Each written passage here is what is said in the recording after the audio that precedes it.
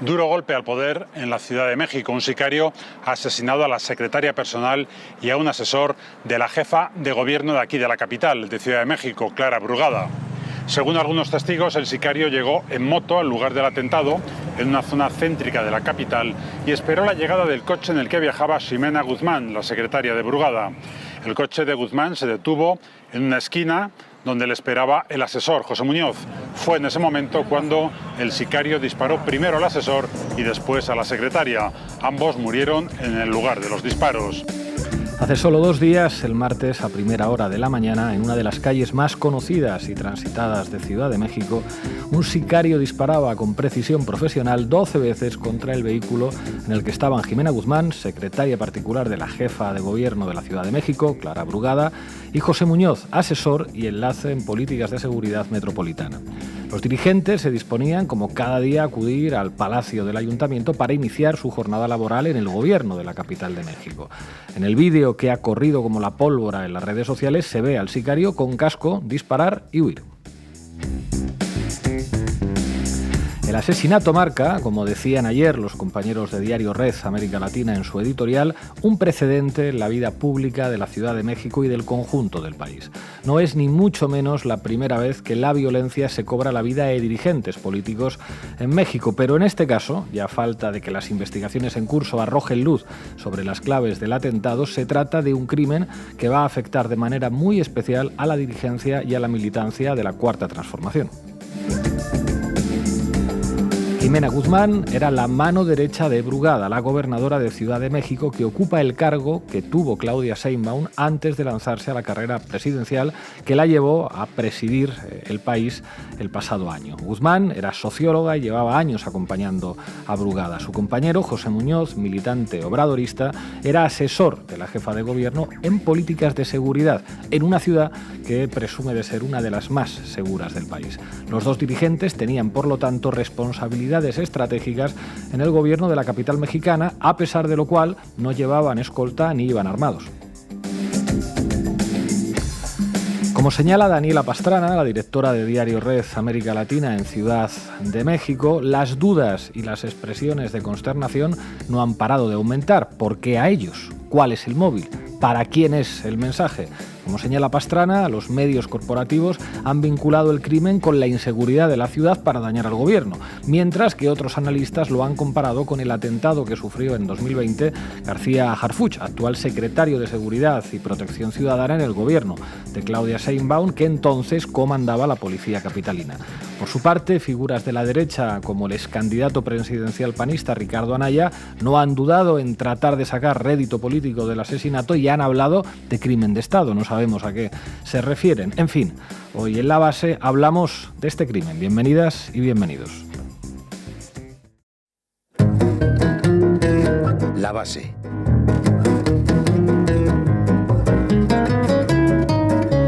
Hoy en La Base vamos a hablar de este asesinato en México. Ina Finogénova, ¿qué nos traes? Bueno, vamos a reconstruir un poco los acontecimientos de aquel día, vamos a hablar de las tesis que maneja la investigación y de alguna instrumentalización política que hacen algunos de esta tragedia. ¿Qué dice la prensa en México, Levino? Instrumentalización política, decía Ina.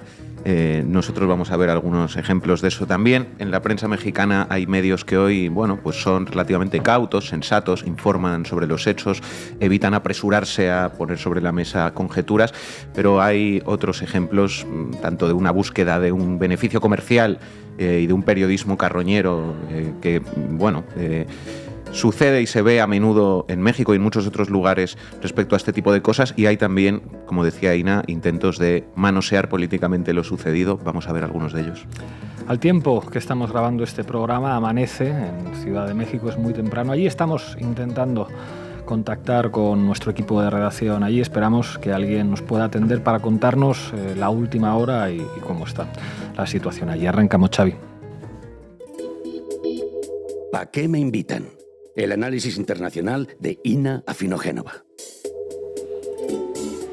Ximena Guzmán Cuevas conducía su auto en el intenso tráfico de la calzada de Tlalpan, una suerte de semiautopista que conecta el centro de la Ciudad de México con el sur. Se detuvo en la intersección con Avenida Napoleón para esperar la llegada de su compañero de trabajo, José Muñoz Vega. Mientras la escena transcurre, un hombre se ubica delante del auto con su casco de motociclista colocado en su cabeza y simula que pretende cruzar la calzada. Cuando Muñoz Vega se acerca al vehículo para abrir la puerta del acompañante, este hombre abre fuego contra él. Luego dispara al parabrisas delantero del auto. La conductora intenta acelerar, pero apenas logra hacerlo antes de ser alcanzada por las balas. El vehículo, un Audi Q2, se desplaza unos pocos metros lentamente antes de detenerse contra un poste. El asesino huye rápidamente y desaparece de la escena. Horas más tarde será encontrada la moto en la que presuntamente huyó y luego abandonó y una camioneta a la que se habría subido a continuación. Al día siguiente sería hallado otro vehículo que habría sido usado luego de abandonar la camioneta.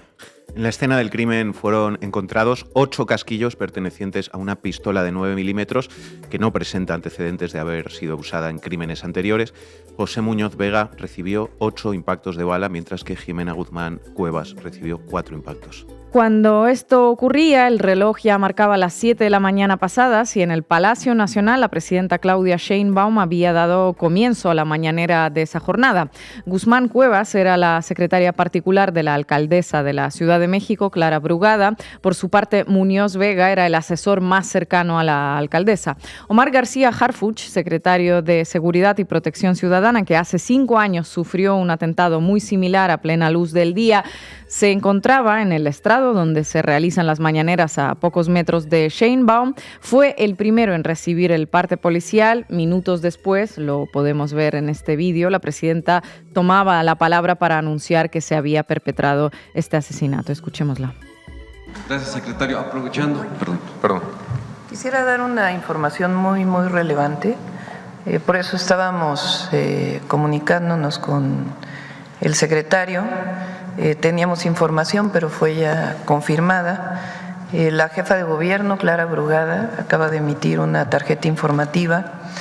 El gobierno de la Ciudad de México informa que lamentablemente perdieron la vida durante una agresión directa la secretaria particular de la jefa de gobierno, Jimena Guzmán, y José Muñoz, asesor de la jefa de gobierno, en la calzada de Tlalpan y la calle Napoleón, en la colonia moderna de la alcaldía Benito Juárez.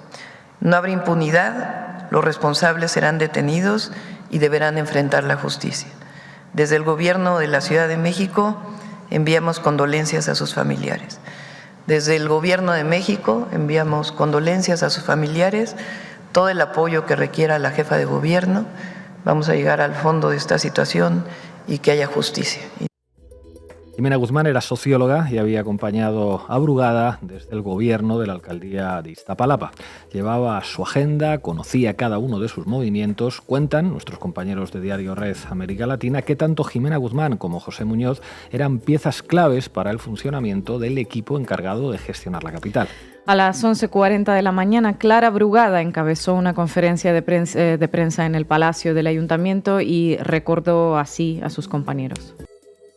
Muy triste por la pérdida de Jimena, de Pepe, con quienes por muchos años compartimos anhelos y luchas por transformar primero Iztapalapa y ahora la Ciudad de México. Jimena, una mujer maravillosa, incansable, buena, muy buena. Y a Pepe lo conozco casi de niño. Es una de las personas más inteligentes que he conocido y sumamente responsable. En el gabinete de la ciudad nos encontramos profundamente consternados y de luto por perder a 2 compañeros entrañables. ¿Quiénes fueron los autores materiales? ¿Quiénes son los autores intelectuales. ¿Cuál es el mensaje que pretendían transmitir? La fiscal que investiga el caso, Berta Alcalde, señaló que fue un crimen planificado, pero agregó que aún no cuenta con una hipótesis firme y se considerarán todas las líneas de investigación. No es la primera vez, como ya habías mencionado, que los mexicanos son testigos de atentados contra figuras públicas provenientes de la política. Sin embargo, no es habitual que eso ocurra en la Ciudad de México, como es el caso. Para que nos hagamos una idea, muchos militantes recordaron estos días otro crimen que también sacudió los círculos de la izquierda en México de hace 37 años. En julio de 1988 fueron asesinados en la Ciudad de México el abogado Javier Obando y su secretario Román Gil. Fue en medio de la campaña presidencial de Cuauhtémoc Cárdenas contra Carlos Salinas de Gortari. Obando y Gil eran los responsables de la red de defensa del voto que ofrecería un blindaje contra un eventual fraude electoral, y su asesinato fue un duro golpe para el movimiento cardenista.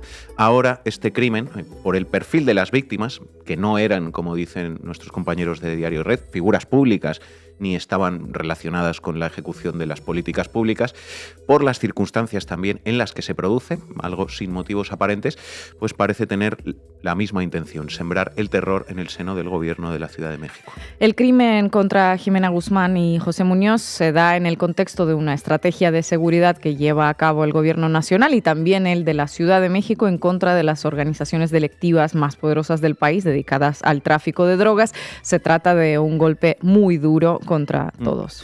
Y es por ese motivo que nuestros compañeros de Diario Red de América Latina señalan que en el Ayuntamiento de la Ciudad de México creen que se trata de un mensaje para la alcaldesa Clara Brugada, para la 4T y para el conjunto de la izquierda mexicana. Ahora, ¿quién manda ese mensaje? Bueno, la organización que aparece primera en la lista de sospechosos es el Cártel Jalisco Nueva Generación, actualmente considerado como el más poderoso de estos entramados criminales. Esta misma organización atentó contra el actual secretario de Seguridad, Omar García Harfuch, en el sexenio anterior, como decíamos. El cártel está dirigido por su fundador, Nemesio Ceguera Cervantes, alias El Mencho. Tiene origen en el estado de Jalisco, en la costa del Pacífico, pero actualmente sus tentáculos llegan a buena parte del territorio del país, con fuerte presencia en Querétaro y en Chiapas. El sureño estado de Chiapas es un territorio clave para la logística criminal en función de dos cualidades. Por un lado, colinda con Guatemala, lo que lo convierte en un eslabón necesario para el tráfico de drogas y de personas desde el sur con dirección a México y Estados Unidos. Y además, su terreno selvático es ideal para la radicación y el ocultamiento de los laboratorios para la fabricación de droga. La otra organización de mayor importancia en la actualidad es el llamado Cártel del Golfo, que tiene origen en el estado de Tamaulipas, en la costa del Atlántico. La geografía criminal de México incluye otros cárteles de relevancia como el de Sinaloa, que encabezaba el Chapo Guzmán hasta su detención, el de Noroeste, con centro de gravedad en la ciudad de Nuevo Laredo, fronteriza con Texas, o también la nueva familia michoacana, fuerte en el estado de Guerrero. Luego, debajo de estos grupos hay una infinidad de cárteles de menor relevancia que van subiendo y bajando en el ranking criminal, que se dividen y se subdividen, que establecen alianzas que en algunas ocasiones perduran y en otras terminan a los tiros. En esa larga lista podemos mencionar a los Zetas, ya desaparecidos, a los Caballeros Templarios o al Cártel de Tijuana. Pero tampoco termina ahí la cuestión. Aún más abajo de los cárteles con alcance nacional, aquellos que se ganan los titulares de los medios de comunicación internacionales, pululan una infinidad de cárteles menores de alcance local. Solo en la Ciudad de México la policía cuenta con un listado de 50 organizaciones donde aparecen nombres tan llamativos como los Hortelanos, los Bonitos, los Relojeros o los Tanzanios. Estos grupos locales suelen establecer alianzas con cárteles nacionales para apoyar su expansión y combatir a un vecino, o pueden terminar siendo absorbidos por organizaciones más grandes. En este universo que podríamos llamar como la segunda división de los cárteles, aparecen los nombres de dos organizaciones enfrentadas que hay motivos para pensar que podrían tener relación con este atentado. Por un lado, la Unión Tepito, asociada al debilitado cártel de Sinaloa, y por el otro, los Anti-Unión, aliados a Jalisco Nueva Generación. Cuando hablamos de cárteles pensamos en tráfico de drogas, pero las actividades de estas organizaciones no se reducen a ese asunto. Junto al tráfico de drogas tenemos siempre la cuestión del lavado de dinero que se genera en la actividad. Mover y blanquear esa masa de recursos necesita de una infraestructura capaz de canalizar miles de millones de dólares. Abogados, contadores, escribanos, bancos, cuentas en paraísos fiscales y grandes volúmenes de billetes que se mueven en efectivo dentro de un país o atravesando sus fronteras. En fin, todo ese dinero que Milei hizo hace unos días un llamamiento para que lo lleve en Argentina sin ningún problema, diciendo que no le molestaba que viniera de actividades ilícitas, que eso era un dato irrelevante. Ese mismo dinero, sí. Bueno, además del tráfico de drogas, estas organizaciones se dedican también a otras actividades muy lucrativas como los secuestros, la extorsión, la trata de personas, el manejo de redes de prostitución, los asesinatos por encargo, incluso intervienen en actividades de menor densidad criminal como el cobro por espacios para comercios ubicados en la vía pública. Esta intrincada geografía del crimen genera que a la hora de investigar un atentado como el sucedido el lunes se abra todo un abanico de posibilidades para los investigadores. La DEA, la Administración para el Control de Drogas de Estados Unidos, es la agencia estadounidense especializada en el combate del narcotráfico. Cuando dice algo, bueno, siempre conviene tomarla con pinzas, ya que se dedica al mismo tiempo a combatir el narcotráfico y a administrarlo en favor de intereses estadounidenses. Dos cosas que, bueno, a priori suenan incompatibles, ¿no? Así como para Estados Unidos hay hijos de puta que son nuestros hijos de puta, la DEA bien podría tener como consigna interna que hay narcotraficantes que son nuestros narcotraficantes. Y hecha la aclaración y con la pinza en la mano, la DEA ha señalado que en la actualidad los principales cárteles nacionales están intentando poner un pie en la capital del país. Para hacerlo, han establecido alianzas con organizaciones locales que a su vez derivan en enfrentamientos cruzados. Bueno, ni corto ni perezoso, el secretario de Estado Marco Rubio vio en el atentado la oportunidad de utilizarlo a favor de la agenda que impulsa su gobierno, el gobierno de Estados Unidos. Como sabemos, la administración Trump ha estado presionando a Claudia Sheinbaum para intervenir en suelo mexicano, ya no solo con sus servicios de inteligencia, sino incluso con la fuerza militar. En una sesión informativa con congresistas estadounidenses, Marco Rubio dijo esta semana que los cárteles que operan en México y amenazan al Estado están armados con armas que se compran en Estados Unidos y se envían allí. Queremos ayudar a detener este flujo. Bueno, hasta aquí una declaración de buenas intenciones, pero la frase clave está al final. Hay partes de México gobernadas por cárteles, dijo. 6 de estos cárteles han sido declarados por la administración Trump como organizaciones terroristas. Se encuentran dentro del mismo listado junto a otros buenos muchachos, como pueden ser los de Al-Qaeda, el Frente al-Nusra o el ISIS. Ahora Marco Rubio nos dice que hay partes de México que son gobernadas por estas organizaciones terroristas. ¿Somos los únicos desconfiados o esto suena a ir preparando el terreno para una excusa para intervenir? Bueno, desde el gobierno de la Ciudad de México se prometió que habrá cero impunidad en este caso. La investigación está en curso. El crimen de este calibre propicia el terreno no solo para que se ponga en cuestión la estrategia de seguridad adoptada por las autoridades, sino también para que la Casa Blanca, ahora por la boca de nuestro amigo Marco Rubio, lo utilice para justificar sus pretensiones de llevar a cabo operaciones militares en suelo mexicano. Seguiremos pendientes de la investigación y desde aquí les mandamos nuestras condolencias y toda nuestra fuerza a los familiares y compañeros de Jimena Guzmán y José Muñoz. Gracias, compañera. La Fiscalía de la Ciudad de México y la Secretaría de Seguridad Ciudadana identificaron tras las primeras investigaciones que fue una agresión directa, planeada, en la que participaron 4 personas quienes tenían experiencia en este tipo de ataques. Cuando menos participaron 4 personas. También las indagatorias han permitido identificar la participación de al menos 4 personas presuntamente relacionadas con el evento. El agresor material y 3 personas más que habrían apoyado en la logística y conducción de los vehículos. Quiero mencionar que, como en todos los casos, estamos enfocados de manera prioritaria en dar con los autores materiales y conforme avance la investigación iremos teniendo más claridad sobre el móvil y el contexto en el que se dio este lamentable hecho. Todo tuyo, Manu. Vamos con ello, compañeros. Titulares al banquillo. El análisis mediático de Manu Levín. Editorial de hoy del diario El Universal de México. Cerrar filas ante la violencia criminal. La violencia criminal se manifestó esta vez de una forma en la que todos los elementos se conjugaron e hicieron que el impacto creciera en la Ciudad de México. El atentado se dio en una de las principales avenidas de la capital del país, a menos de 4 kilómetros de donde se asientan los poderes ejecutivos federal y de la ciudad. Ocurrió en las primeras horas de la mañana. Los objetivos fueron la colaboradora más cercana de la jefa de gobierno de la Ciudad de México, Clara Brugada, y su asesor y su coordinador de asesores. Ambos murieron a manos de un sicario.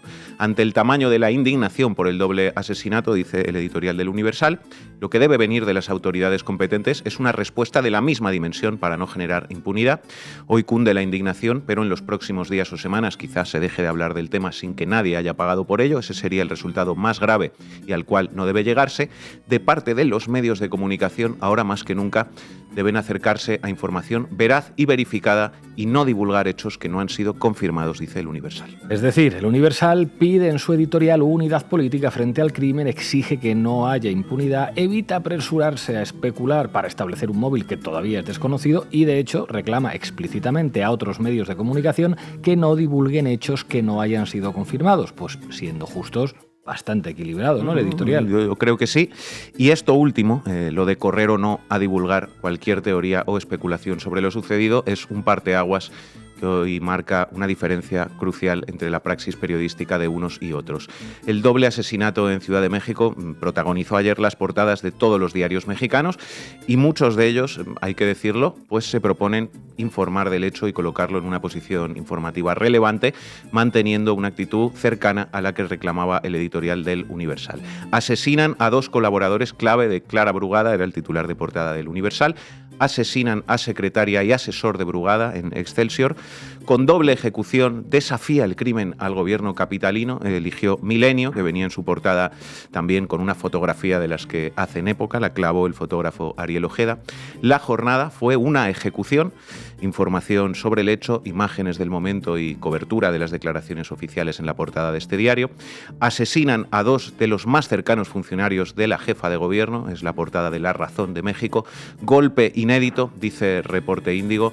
Atentado en Ciudad de México, titula El Heraldo, y bueno, expresiones similares que en principio se mueven todas ellas en un marco de información sobre lo sucedido, de ofrecer a los lectores los elementos que a día de hoy se conocen y no los que no se conocen, dando forma a todo ello a una cobertura, digamos, sensata, correcta de los hechos desde un punto de vista periodístico. Veremos cómo va evolucionando el discurso de muchos de estos diarios a partir de esta actitud inicial, pero os cuento que también hay prestigiosos medios y periodistas que ya entraron con un pie diferente en este asunto y que además tienen la capacidad de arrastrar a esa dinámica al resto de la profesión. Portada de Reforma, uno de los diarios que más confronta con Morena y con la Cuarta Transformación, habitualmente con filtraciones y ese tipo de cosas. Apunta móvil a venganza. Llega ataque tras operativos y capturas de líderes del narco y grupos de extorsión. Tras una serie de detenciones ocurridas en las últimas semanas de cabecillas de distintos cárteles, ayer fue perpetrada una doble ejecución de estrechos colaboradores de la jefa de gobierno, Clara Brugada, en un grave ataque que podría consumar una venganza contra la administración de la 4T en la Ciudad de México. Y en la columna de la derecha, Jornada muestra los rostros de una serie de criminales recientemente capturados por las autoridades. El móvil apunta a venganza. El ataque podría consumar una venganza. De verdad, el uso del condicional podría y de términos especulativos apunta para precipitarse a soltar cualquier teoría en una portada. Es la actitud periodísticamente más responsable ante hechos de esta gravedad. Es una pregunta que, creo yo, harían bien en hacerse los jefes del diario Reforma, porque puede que la cosa vaya por ahí, efectivamente, pero tirarse a la piscina y salir con esto en una portada sin citar ninguna fuente ni apoyarse en ningún dato ni absolutamente nada, pues no sé yo si es muy serio. Entendemos que Reforma venderá muchos ejemplares de este número y recibirá muchas visitas a su web, pero igual está un poco feo querer jugar por motivos comerciales a ser los primeros en saber y en explicar por qué pasó lo que pasó sin tener ni idea, porque eso no contribuye a la información, sino a todo lo contrario. Bueno, esto de reforma que comenta Manu Levin no es algo anecdótico. Hay que entenderlo en el marco de una cultura mediática que existe en muchos países, pero que en México alcanza cotas máximas. Esa que busca el morbo alrededor de la inseguridad, que se regodea con obscenidad en sus elementos más escabrosos y macabros, que se apresura a proponer conjeturas de todo tipo. Periodismo carroñero que, eso sí, vende mucho y que por ello acaba arrastrando a ese terreno al conjunto del campo mediático. Es lo que mostraba la serie Press, en la que un periódico serio, el Herald, no podía competir con el Post, un tabloide mentiroso y sensacionalista. Exacto, buena serie aquella. Pero, para ejemplo, de esta praxis y de cómo arrastra a otros, el C4 Jiménez. El C4 Jiménez, Carlos Jiménez se llama en realidad, es un periodista con 1,5 millones de seguidores en X y presenta el programa más visto del Canal 6 de Milenio. C4 en alerta se llama. Lo he estado mirando y es una especie de mezcla entre Iker Jiménez y Manuel Marlaska. Este tipo ayer publicó unas imágenes en las que supuestamente se puede ver a un sicario que, según su relato, había esperado a las víctimas días antes en el mismo lugar donde después fueron asesinados. En el vídeo no se ve a ninguna de las dos víctimas. Tampoco certifica el vídeo, las imágenes, que la persona que ahí aparece sea la misma que los mató, más allá de la aparente coincidencia en el chaleco amarillo y el casco, con lo cual es todo, de momento, pura especulación, pero el C4 lanzó el material y muchos otros periodistas, que en principio juegan a ser más serios que este tipo, entraron a replicar estas imágenes y a reforzar esa línea especulativa. Ana Francisca Vega, de MBS Noticias: colaboradores de Brugada iban a ser atacados la semana pasada, dice y cita la noticia publicada en Milenio. Héctor de Mauleón, que escribe en Milenio, cita a su vez a Ana Francisca Vega para difundir esto mismo. Azucena Uresti, otra estrella de la televisión mexicana, presentadora de noticias en Milenio y Radio Fórmula, también sumándose a la difusión de las imágenes de C4 Jiménez. También lo llevó a su programa y no fue la única, porque el tipo ha estado básicamente en todas las televisiones vendiendo su exclusiva. Conclusión de todo esto: la línea del morbo y la especulación irresponsable colonizó la conversación periodística sobre estos crímenes en México. Lamentablemente eso es lo que está sucediendo, y luego ya están los mentirosos profesionales de ultraderecha con carrera de periodista, como el tal Pablo Magluf. Todos nos preguntamos qué grupo obradorista asociado al crimen organizado mandó asesinar a miembros de otro grupo obradorista asociado al crimen organizado, tuiteó este caballero, al que también es frecuente ver escribir en medios mexicanos convencionales y supuestamente serios, a pesar de ser capaz de soltar este tipo de cosas. Ojalá no haya impunidad para los asesinos de Jimena y José, pero la impunidad absoluta con la que miserables disfrazados de periodistas pueden difundir basura como esta también es parte del problema de fondo. Pero vamos un paso más allá con el análisis, dejando ya la cuestión del morbo y las especulaciones para ganar clics, porque hay algo quizá más ruin en todo esto que la búsqueda de beneficio comercial, y es la voluntad de manosear y de instrumentalizar políticamente estos asesinatos. Porque hay que decirlo claramente, la derecha mexicana está contenta con que estos dos jóvenes hayan sido asesinados a plena luz del día. Está muy contenta, exultante, está de fiesta, porque considera que puede utilizarlo a su favor y que puede sacar ventaja del crimen, y por eso, al tiempo que lloran lágrimas de cocodrilo, poco menos que se burlan y le arrojan todo esto a la cara a la 4T de una manera que, en fin, cualquiera diría que estaban deseando que algo así pasara. Esta es su política de seguridad. Abrazos y no balazos, abrazos y no balazos, ja, ja, ja. Ese es el nivel. Si uno entra en X, encontrará a las cuentas afines a la derecha mexicana ofreciendo ese espectáculo. Nosotros vamos a escuchar un ejemplo del manoseo político de este caso en la televisión. TV Azteca, una de las más vistas del país, junto con Televisa. Dale al play, Rocío. La violencia que castiga a México todos los días irrumpió en la conferencia mañanera de la presidenta Claudia Sheinbaum, justo en un día en el que hablaban de senderos de paz, que hablaban de éxitos en seguridad o supuestos éxitos en seguridad.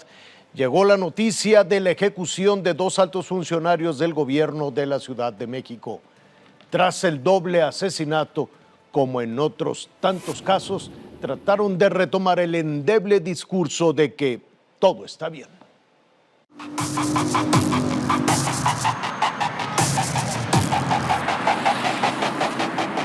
Era una mañana como cualquier otra en el México real. El tráfico avanzaba de manera fluida sobre Calzada de Tlalpan. A las 7:30 una camioneta se detiene.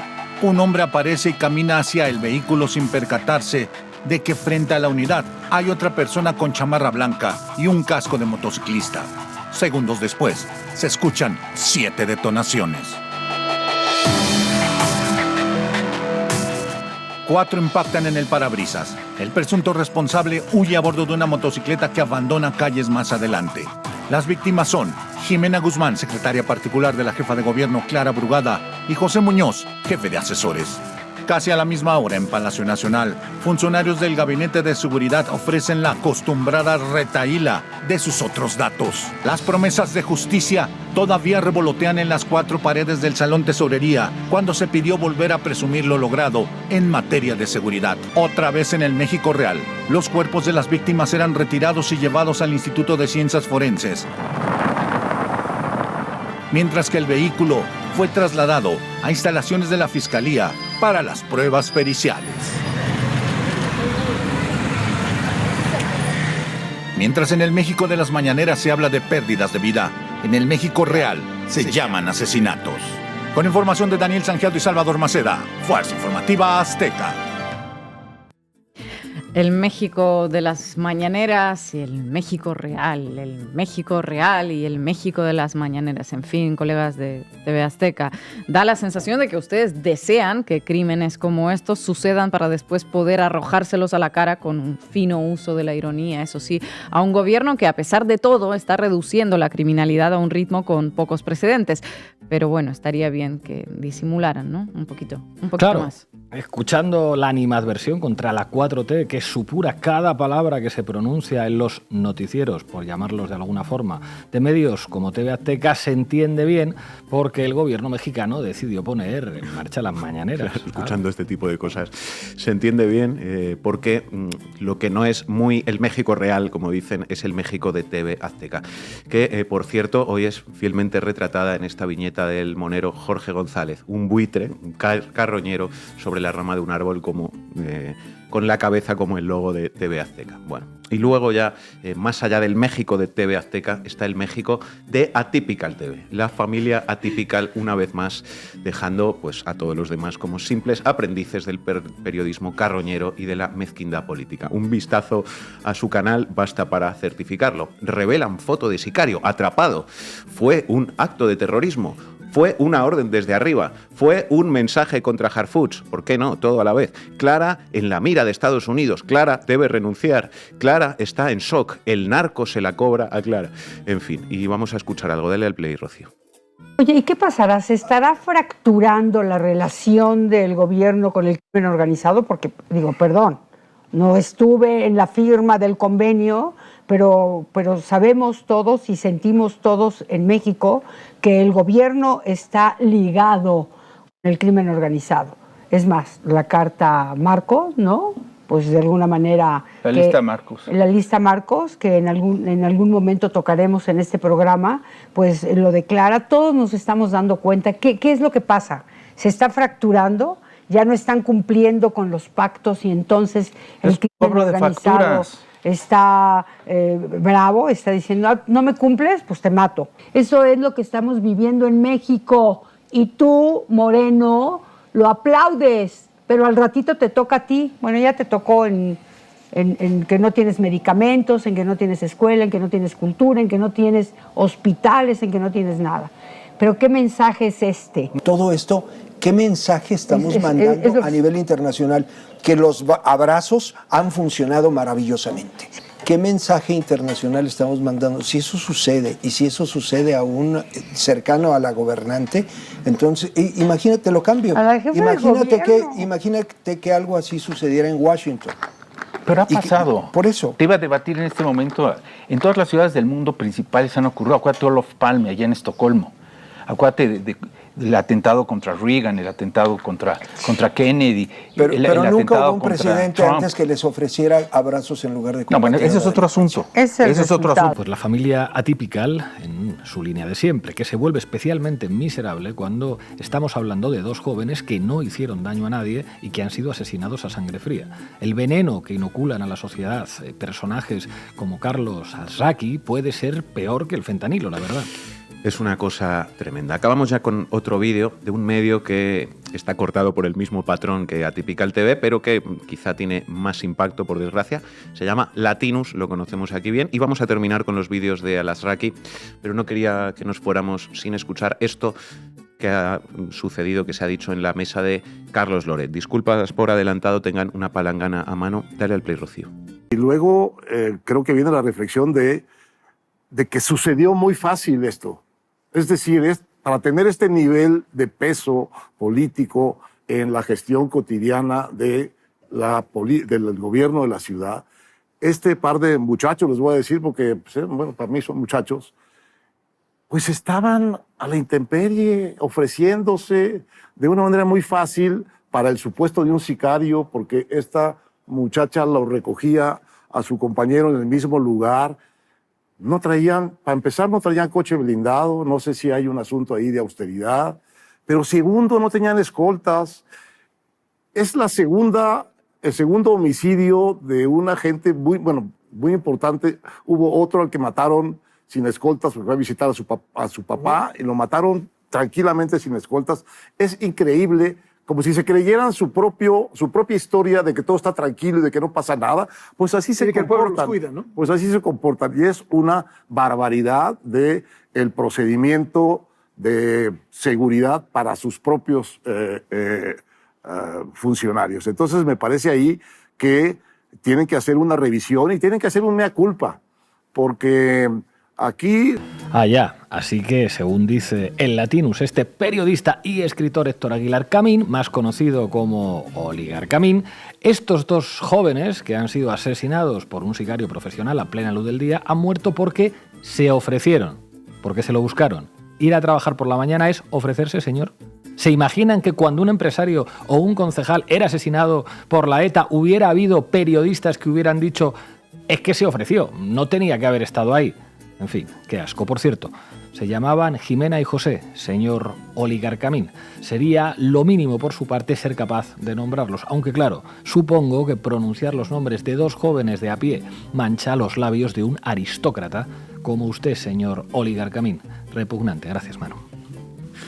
No se puede hacer ninguna especulación frente al hecho del día de ayer. Nosotros nos regimos por las investigaciones que hay en torno a lo que sucedió ayer. Entonces, sabemos, y el pueblo de México que vio imágenes sabe cómo se dio este lamentable y trágico hecho, pero toda la investigación que hay alrededor de él, pues como podrán imaginar, pues no se puede revelar muchísimo de la investigación. Entonces hay que ser muy responsables y tampoco se puede especular, porque también le gusta mucho a la comentocracia estar especulando. Entonces lo que llamamos es a la responsabilidad de todas y de todos. Bueno, como decíamos, hoy vamos a conectar con Ciudad de México. Nos acompaña Daniela Pastrana, directora de Diario Red América Latina. Daniela, muchísimas gracias por atendernos, que allí es bien temprano. Hola Pablo, muchas gracias también por invitarnos en este tema que realmente es muy doloroso para todas nosotras. Daniela, cuéntanos qué novedades hay, qué es lo que se está diciendo, cuál es el análisis que estáis haciendo de algo que está conmoviendo al conjunto del país. Mira, el asunto, el asesinato, pues, que ha sido ejecutado de una forma muy cobarde, ha realmente afectado a la izquierda y se trataba de dos compañeros, eso hay que decirlo, ¿no? Se trataba de dos personas que no tenían acciones directas de ejecución de toma de decisiones, se trataba de dos piezas fundamentales de la jefa de gobierno de la Ciudad de México y ha sido, pues de algún modo, demasiado impactante para toda la sociedad y muy particularmente para la izquierda en México. Creo que eso es el primer elemento que tendría que decir. El segundo es que, pues, sin ánimo de especular, porque creo que es un momento en el que tenemos que tener pies de barro y cualquier tipo tipo de especulaciones, hay que dejar que sigan las investigaciones como tienen que ser. Es importante decir que se da esto de mucha ruido, de muchos ataques al gobierno, de mucha agregación de algunos grupos y de algo específica entre una y otra cosa ciertamente ha sido aprovechado por grupos de poder en México para intentar desestabilizar. No es la primera vez que lo hacen, es generalmente cuando ha habido asesinatos de alto impacto o situaciones de alto impacto, la prensa mexicana no reacciona muy bien. No es lamentable, la verdad, a veces da mucha pena ver cómo reaccionan porque tienen esta tendencia a sacar lo peor de sí, o sea, a sacar sus peores prácticas. Esas son las que salen, no solo de la prensa, que es común, o sea, que ha sido la forma de actuar cuando hay una situación gravísima. Hace algunos años, muchos recordamos el asesinato de un comentarista de televisión, un personaje muy conocido, Paco Stanley, que teníamos a los personajes de TV Azteca, los conductores, llamando a la renuncia del entonces jefe de gobierno Cuauhtémoc Cárdenas. No es nuevo, deja de ser es lo que hacen, o sea, no damos crédito a veces de cómo el carroñerismo de la prensa termina tratando de capitalizar. No es el único actor el tema de los medios, también personajes de oposición. Es decir, lo que ha ocurrido es que la derecha busca una derecha que está, o una oposición que está realmente pasando sus peores momentos en México, que no logran encontrar caminos para enfrentarse políticamente en los espacios políticos a la fuerza y la popularidad que tiene el gobierno, pues aprovecha estas circunstancias, aprovecha estas cosas que son tan fuertes y tan dolorosas en la sociedad para capitalizar o para intentar asusar, ¿no?, los ánimos, para intentar aprovecharse de esa tragedia para golpear al gobierno. Y eso, pues, creo realmente que no es bien tomado por la sociedad. Creo que la mayor parte de la sociedad, que es una sociedad que en estos momentos tiene un alto nivel de politización, se da cuenta y no lo toma muy bien. Pero el espectáculo visto en las últimas 24 horas de parte de estos grupos opositores es lamentable. Y por otro lado, hay que decirlo, ¿no? Está... pues estamos viendo unos momentos en los que ya todos los días hay algún tipo de situación que busca generar descentralización en el gobierno de distintas formas. O sea, tenemos el Frente de Estados Unidos, que la semana pasada fue particularmente agresivo con el gobierno de México, en términos de, pues estuvo el intento de esta ley que se está discutiendo en el Congreso de aumento a las remesas, estuvo la suspensión del ganado de las y no pues el tema de que se empezaba a juzgar por narcoterrorismo a dos mexicanos, una serie de eventos concatenados toda la semana que eran parte de un ataque constante de Estados Unidos. Y aquí en México la discusión muy fuerte con los medios por el intento de reforma a las leyes de telecomunicaciones, un intento de regular las leyes o de el actuar y los excesos de la prensa, estos excesos que viendo ahora y que vemos todos los días de las televisoras. No ha caído muy bien en esos espacios. Entonces se juntan muchas acciones que quizá no están vinculadas, pero que ya todas terminan siendo pues sí, una andanada muy fuerte, que no es política, pero que termina siendo política contra el gobierno de Claudia Sheinbaum. Daniela Pastrana, directora de Diario Red América Latina, muchísimas gracias por atender a La Base. Hasta pronto. Gracias a ustedes, Pablo. Un abrazo. Llegamos al final del programa. Recuerden hacerse socias y socios de Canal Red en apoya.canalred.tv o en el QR que aparece en sus pantallas. Les dejamos con un tema que en este caso dedicamos con tristeza, de Chabela Vargas. Que te vaya bonito. Hasta mañana.